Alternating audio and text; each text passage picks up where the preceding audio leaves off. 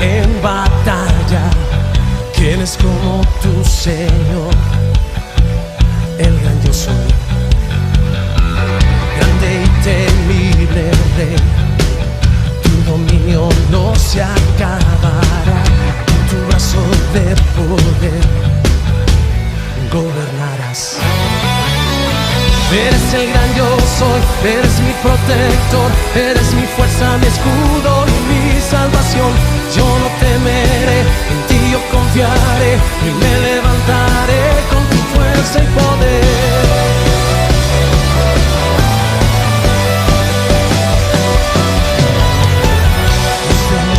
Ejércitos, poderoso en batalla.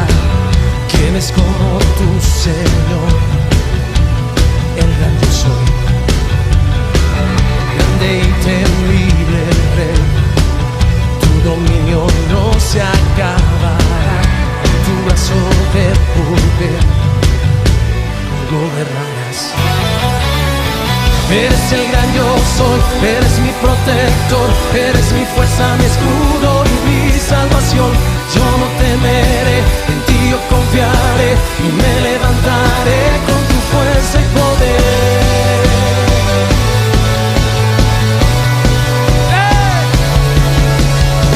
Eres el todopoderoso, temible en batalla, y tu justicia es para siempre, por todos los siglos.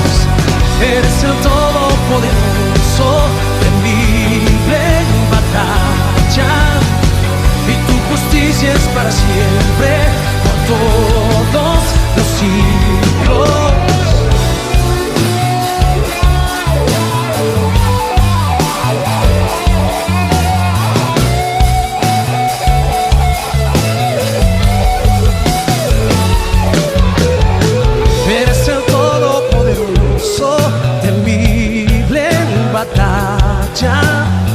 Y tu justicia es para siempre, por todos los siglos.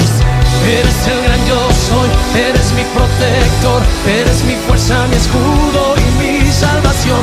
Yo no temeré, en ti yo confiaré y me levantaré con tu fuerza y poder. Eres el gran yo soy, eres mi protector, eres mi fuerza, mi escudo y mi salvación. Yo no temeré, en ti yo confiaré y me levantaré.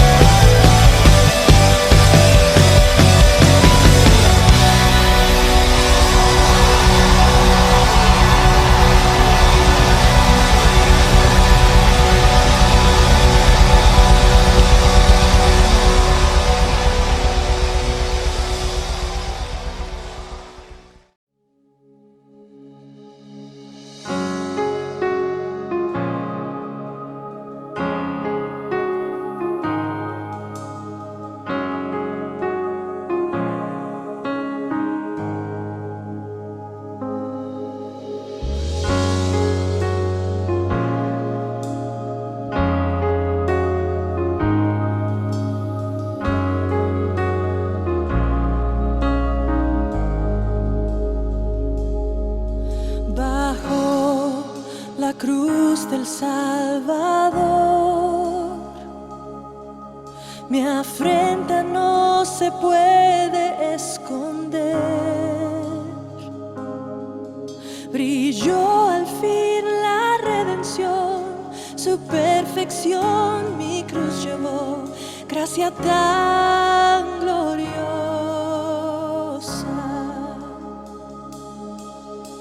Rasgó el velo con su amor, corona de dolor llevó. La ley se dio a la libertad para toda la humanidad, gracia tan gloriosa. Y oh, la gloria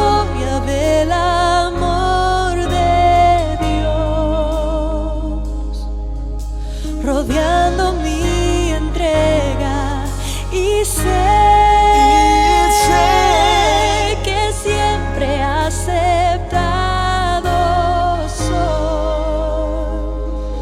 Coronado en gloria, digno es el Señor de toda gloria, por siempre. Santo es el Señor, coronado en gloria, digno es el Señor de toda gloria, por siempre. Santo es el Señor.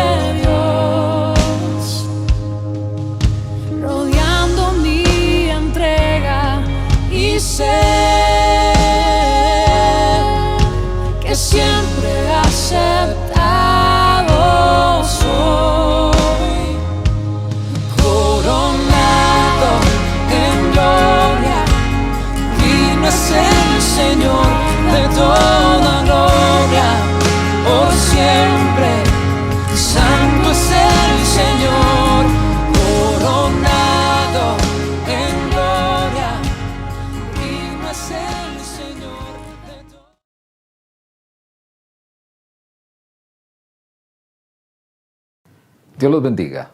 Un saludo para todos. Vamos a dar gracias a Dios por la palabra, que es el alimento espiritual para nuestras almas.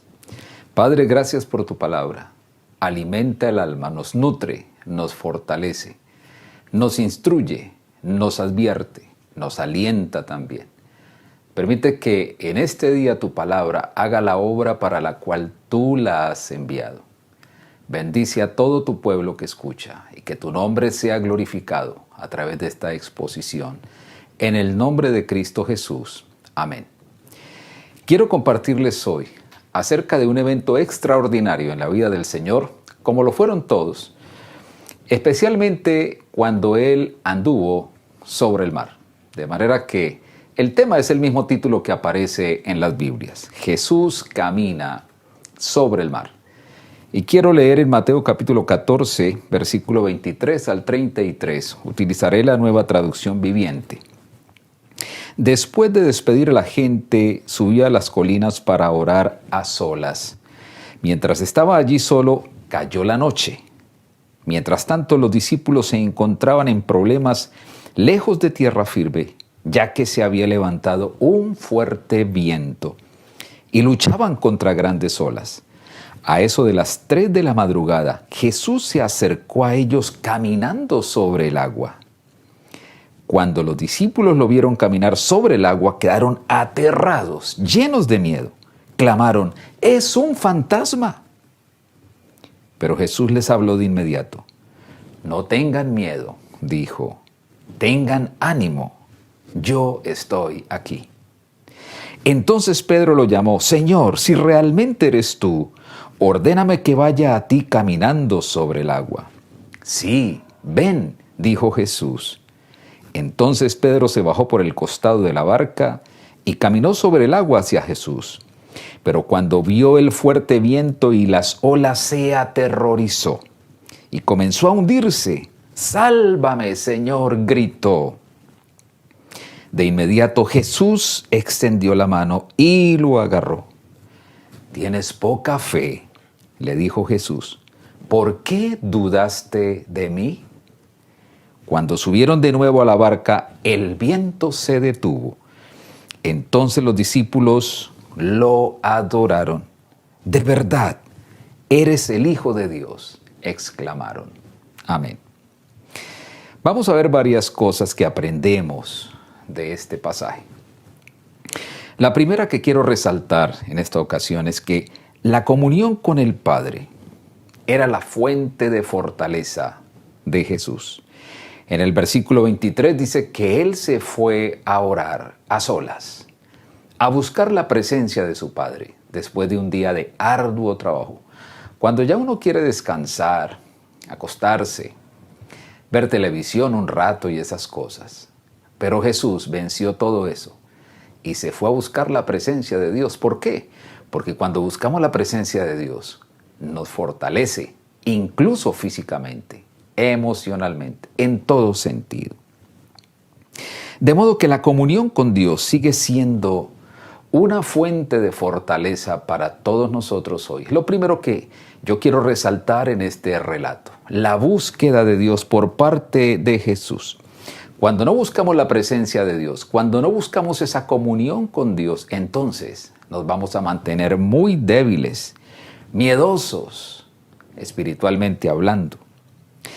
No hay que permitir que la pereza ni las demás actividades desplacen esta principal obra que nosotros debemos practicar, que es buscar la presencia de Dios, ocuparnos en Él. En segundo lugar, vemos la intencionalidad de Jesús para ponernos a prueba. El versículo 22 que no leímos, pero que lo voy a leer a continuación, dice lo siguiente. Inmediatamente después, Jesús insistió que los discípulos regresaran a la barca y cruzaran al otro lado del lago mientras Él enviaba a la gente a casa. Aquí está la intencionalidad. Él insistió. El verbo griego indica que fue con mucha insistencia precisamente que les dijo, súbanse a la barca y crucen. Porque Él tenía una intención con eso. Los iba a dejar solos por un tiempo, mientras Él se iba a orar. Pero Él seguía en control de toda la situación. A veces el Señor nos permite atravesar por ciertas circunstancias, incluso difíciles, pero cada vez que Dios nos permite pasar por ciertas circunstancias, un propósito tiene Dios con ello. Y ese propósito siempre apunta hacia nuestro perfeccionamiento, hacia nuestro crecimiento. El Señor advirtió de ello en Mateo capítulo 7. Lo último que Él dijo de ese gran sermón llamado el Sermón de la Montaña fue cuando hizo una comparación del hombre prudente y el insensato, hablando de los cimientos que cada uno echó. Y entonces el Señor advirtió que al final los ríos, las lluvias y los vientos darían contra esa casa para probar la calidad del fundamento. Eso nos indica entonces que las pruebas, pudiéramos decir y afirmarlo, son necesarias en nuestras vidas. Y son necesarias precisamente para eso, para probar, por eso se llaman pruebas, para probar nuestra fe. En 1 de Pedro capítulo 1, versos 5 al 7, dice la Biblia de la siguiente manera: a ustedes que por medio de la fe son protegidos por el poder de Dios para que alcancen la salvación, lista ya para manifestarse cuando llegue el momento final. Esto les causa gran regocijo, aun cuando les sea, escuche bien, necesario soportar por algún tiempo diversas pruebas y aflicciones. Pero cuando la fe de ustedes sea puesta a prueba como el oro, habrá de manifestarse en alabanza, gloria y honra. Para eso es que se prueba. El día que Jesucristo se revele, el oro es perecedero y sin embargo se prueba en el fuego. Y la fe de ustedes es mucho más preciosa que el oro. Las pruebas ponen al descubierto varias cosas. ¿Cuánto amamos a Dios? ¿Cuánto lo obedecemos? ¿Cuán fiel le somos a Él? ¿Y cuánto estamos dispuestos a sacrificar por el Señor? Para eso son las pruebas. Y al final de esas pruebas, todo puede resultar en alabanza, gloria y honra, como dice aquí, o puede resultar en una gran frustración. En tercer lugar, El Señor nos muestra su dominio absoluto en toda situación cuando Él camina sobre el mar. Esta es una demostración de poder absoluto y de dominio. Lo que Jesús hizo cuando caminó por encima de ese mar agitado. En primer lugar, eso indica que Él domina todas las fuerzas naturales, porque Él creó todo lo que existe y pueda existir. En el Salmo 146, versos 5 al 6, dice así: pero felices son los que tienen como ayudador al Dios de Israel, los que han puesto su esperanza en el Señor su Dios. Y mira lo que dice a continuación: Él hizo el cielo y la tierra, el mar y todo lo que en ellos hay. Él cumple todas sus promesas para siempre. Felices los que creemos en ese Dios que lo hizo todo, que lo creó todo, como dice el primer verso de la Biblia. En el principio creó Dios los cielos y la tierra.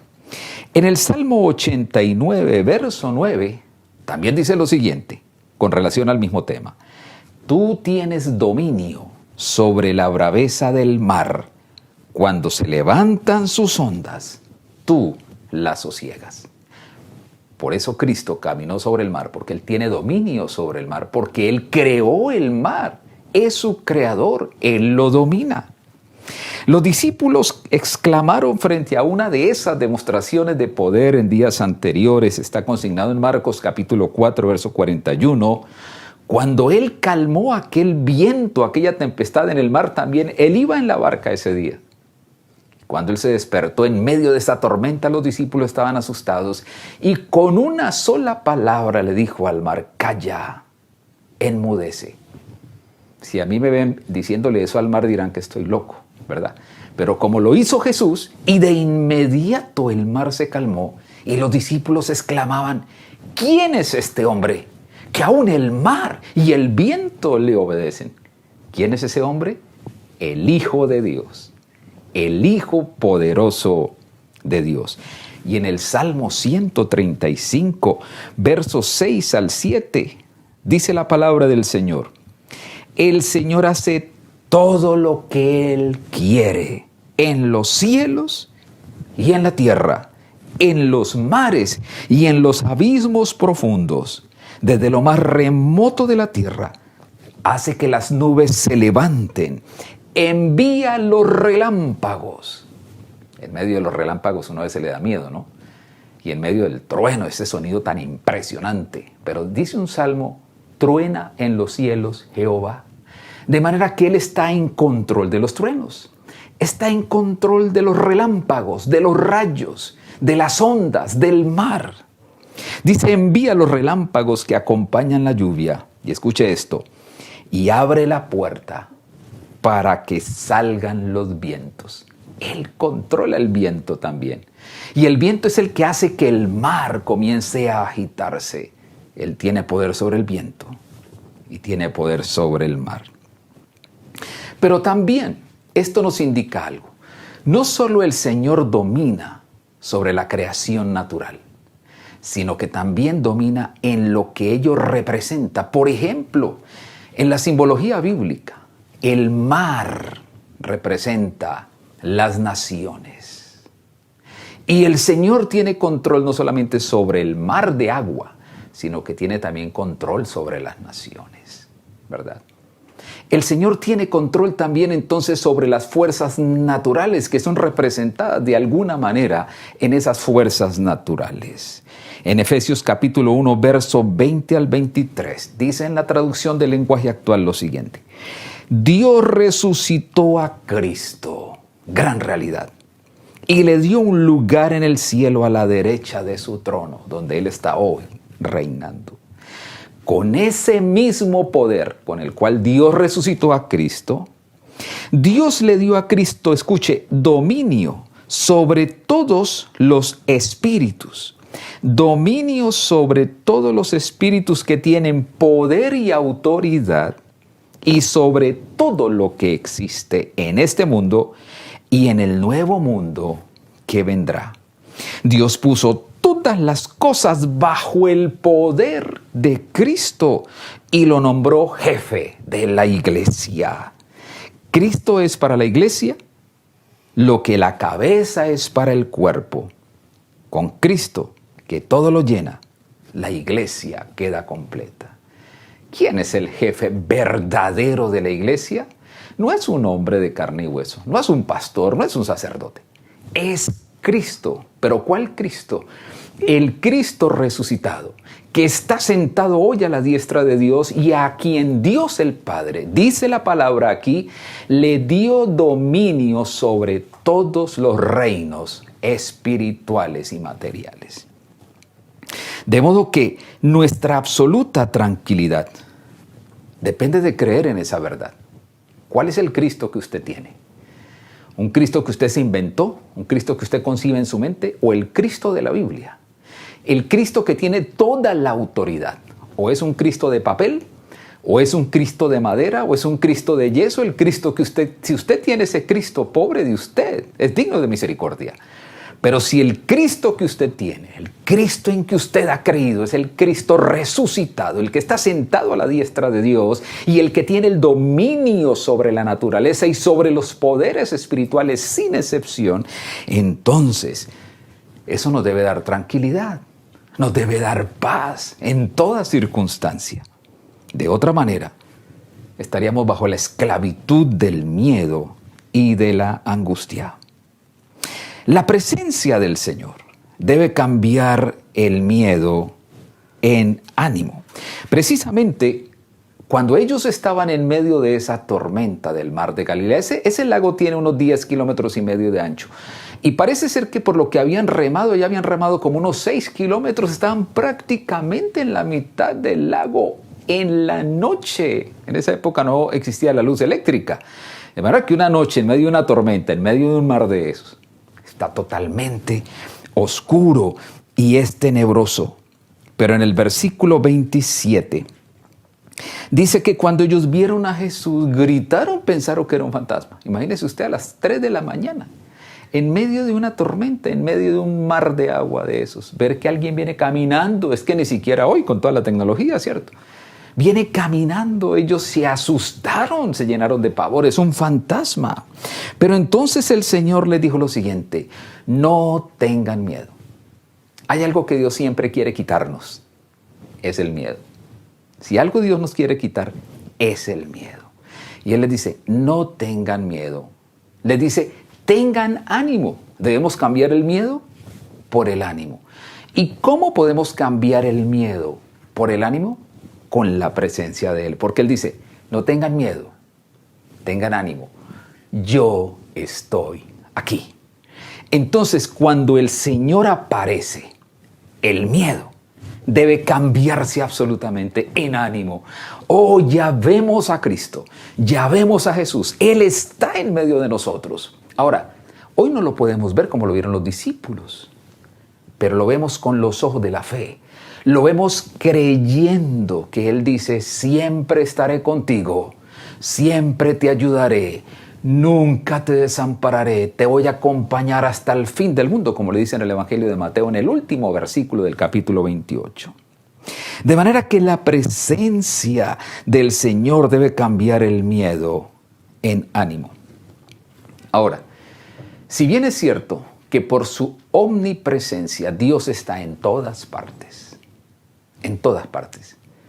¿por qué no lo percibimos con nosotros? ¿Por qué no podemos percibir esa presencia con nosotros? Precisamente, ¿sabe por qué? Porque no lo buscamos. Cuando uno busca a Dios, comienza a percibir en su propio espíritu esa presencia. ¿Y cómo lo hago? Porque comienzo a sentir paz. Y es la paz de Dios que sobrepasa todo razonamiento humano, que en medio de las amenazas, de la dificultad, de las malas noticias, del tremendismo y de todo lo que pasa, yo estoy tranquilo. ¿Por qué? ¿Porque yo puedo dominarlo todo? No, porque Cristo lo puede dominar todo y Él está conmigo. Su presencia me produce paz en mi mente, en mi espíritu, me da tranquilidad. Percibo esa presencia. ¿Por qué? Porque lo busco. ¿Y cada cuánto lo busco? Debo hacerlo todos los días. todos los días, como hacía Jesús. A veces se iba unas horas en la noche a buscar al Padre y otras veces pasaba toda la noche, pero todos los días Jesús buscaba al Padre y esa búsqueda de Dios lo llevaba a tener una comunión íntima con Dios y esa comunión íntima con Dios se convertía en su fuente de poder. Hoy es lo mismo. Si yo busco la presencia de Dios, esa búsqueda me lleva a una comunión íntima y esa comunión íntima con el Padre se convierte en una fuente de poder. O como dicen hoy, de energía positiva, en una fuente de poder. Y Jesús, en la medida que le buscamos, Él quiere enseñarnos a caminar sobre el mar. Así como un padre enseña a un niño pequeñito de 1 año a caminar, lo lleva de la mano y él comienza a dar un pasito y otro pasito y luego lo suelta y cuando se va a caer lo coge de nuevo, pero le enseña a caminar, porque cuando Pedro le dijo a Jesús, Señor, en medio de esa tormenta a las 3 de la mañana, si eres tú, entonces ordena que yo también vaya a caminar sobre el mar. Y Jesús no le dijo, ay no Pedro, porque se puede ahogar. Le dijo, ven, hazlo ya, ven. Y Pedro sale por un costado de la barca y comienza a caminar sobre el mar, porque Jesús estaba ahí. Si Jesús no hubiese estado ahí, Pedro no sale a caminar sobre el mar. ¡Qué locura! Pero como Jesús estaba ahí, entonces Pedro comienza a caminar sobre el mar. ¡Qué emocionante! Yo me imagino a todos los discípulos asombrados, estupefactos, viendo esa escena que su compañero salía y comenzaba a caminar sobre el mar. Nunca habían visto una cosa así. Pero ocurrió algo. Cuando Pedro comienza a caminar sobre el mar, entonces las olas continuaban, solo que Jesús estaba sobre las olas. Pero cuando él ve que esas olas están muy grandes, entonces Pedro desvía la mirada de Jesús y mira el tamaño de las olas. Centró su mirada en el problema. Centró su mirada en aquello que era la circunstancia difícil en ese momento. ¿Qué significa? Que cuando centramos nuestra mirada, nuestra atención en las dificultades, en los problemas, en las amenazas, en la enfermedad, comenzamos a hundirnos en ese mar de desesperación, comenzamos a hundirnos en la duda, comenzamos a ahogarnos en el miedo. ¿Cómo están algunos hoy? Algunos están hoy pensando más en la pandemia. Y todos los días miran cuántos muertos, cuántos contagiados. Y están obsesionados con la pandemia. ¿Dónde comenzó? ¿Se originó de manera artificial? ¿Fue de verdad a través de un animal? Y entonces viven investigando todavía eso y no pueden dormir porque esa pandemia los tiene obsesionados. Otros están ya soñando con la bestia y están diciendo la bestia va a aparecer y entonces nos van a vacunar con el chip. Eso no es cierto. Yo conozco los chips que hizo Motorola, la marca Motorola hace un tiempo. Tienen el tamaño de un grano de arroz. Usted los puede ver si le van a aplicar una vacuna. Usted puede ver el chip si le van a meter un chip. Yo no estoy asustado con eso. No debemos asustarnos con las olas del mar. Otros están asustados con la economía. ¿Cuándo se va a recuperar la economía? Otros están hablando de un nuevo orden mundial. Ya están diciendo que va a aparecer ya alguien y va a cambiar todo esto. Pueda que algún día aparezca alguien con ganas de cambiarlo todo, pero eso depende de quién, de que el que tiene la autoridad absoluta le dé permiso. El que está en el trono es Cristo Jesús.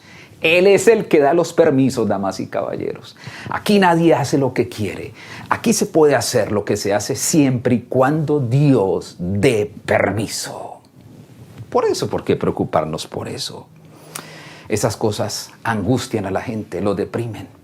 Les da taquicardia, no pueden dormir, se ponen irritables. Y pobrecito de su cónyuge, de sus hijos, porque ellos son los que reciben toda esa tensión en ese trato, en esa irritabilidad. Entonces, ¿qué debemos hacer? Fijarnos solo en Jesús, porque solo Jesús es quien tiene el poder absoluto sobre todas las cosas. Y cuando nosotros fijamos nuestra atención solo en Jesús, ¿sabe qué sucede? Nuestra fe se acrecienta. Nuestra fe se hace mayor y cuando nosotros mantenemos la fe en Jesucristo, entonces nos mantenemos en victoria, no en derrota, en victoria. Por eso dice en Hebreos capítulo 12, verso 2, puestos los ojos, la esperanza, la fe, puestos los ojos en Jesús, autor y consumador de la fe. Jesús es el campeón, es el creador de todo, es el que sostiene todo con su poder.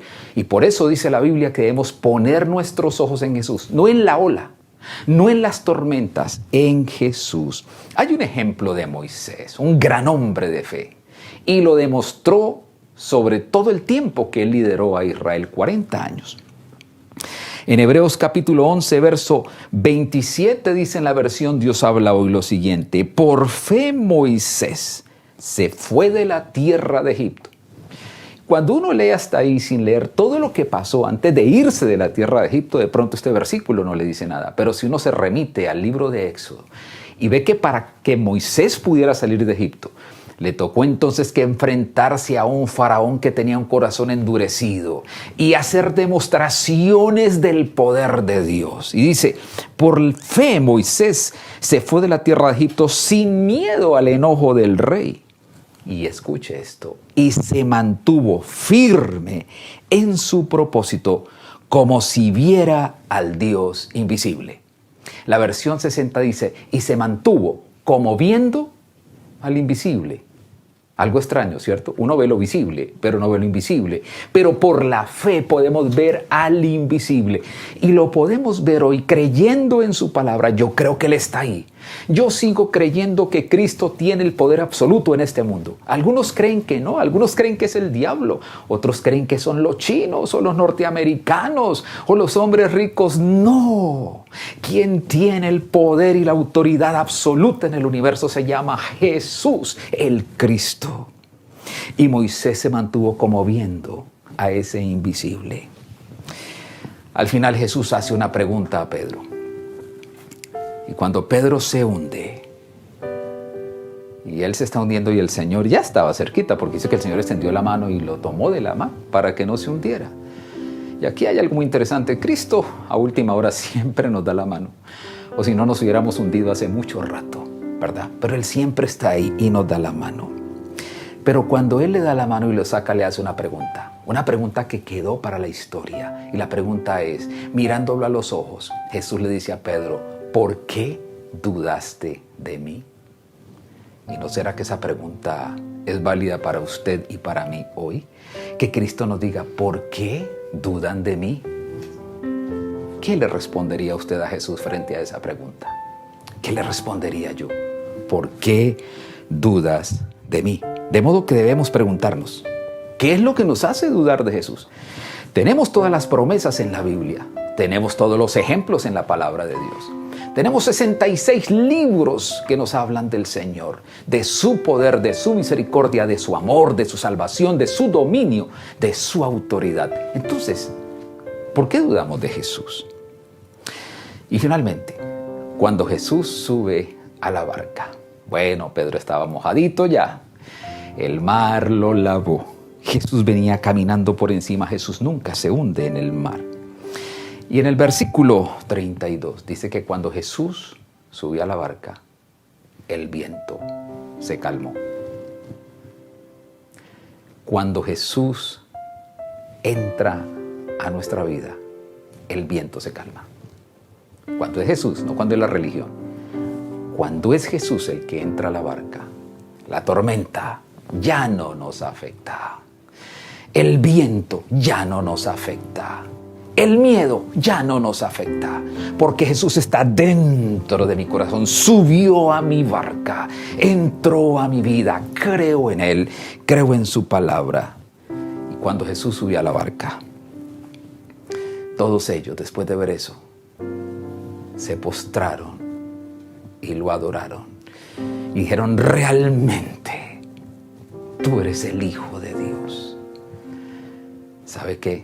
En medio de la tormenta, en medio del mar, donde estemos, debemos adorar al Señor, porque Él es el Hijo de Dios, Él es el que tiene el dominio, Él es el Salvador del mundo. Él es el que nos sana de todas las enfermedades. El que levanta del hoyo nuestra vida. El que nos corona de favores y misericordias. El que sacia de bien nuestra boca. Debemos adorarlo siempre. En vez de quejarnos tanto, adoremos al Señor. Hagamos de nuestra vida un altar de adoración. Hagamos de nuestra familia un centro de adoración. Hagamos de nuestra casa un lugar de adoración a Jesús. Porque donde la presencia del Señor está, dice la Biblia, allí hay libertad. Nuestras vidas siempre deben desbordar adoración al Señor. Oremos. Señor, gracias por tu palabra. Tú estás con nosotros en todo tiempo y en todo lugar. Estás aquí con nosotros. Estás en la casa de quienes oyen este mensaje. Tú estás en todas partes, pero tú te manifiestas donde eres invocado y donde eres adorado. Y allí tú estableces tu trono, tu reino. Y allí hay bendición y vida eterna. En el nombre de Cristo Jesús. Amén. Gloria a Dios. Dios los bendiga a todos.